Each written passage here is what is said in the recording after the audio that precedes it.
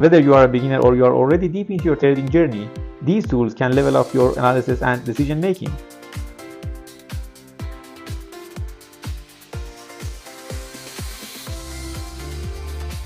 Welcome to Trader School. In this video, we are going to take a quick look at some of the most powerful chart elements every trader should understand. First up, order flow. This helps you see real-time buying and selling pressure.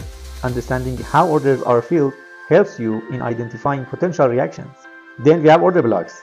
Spotting them can help you enter the trades with more confidence, knowing that you are following the smart money.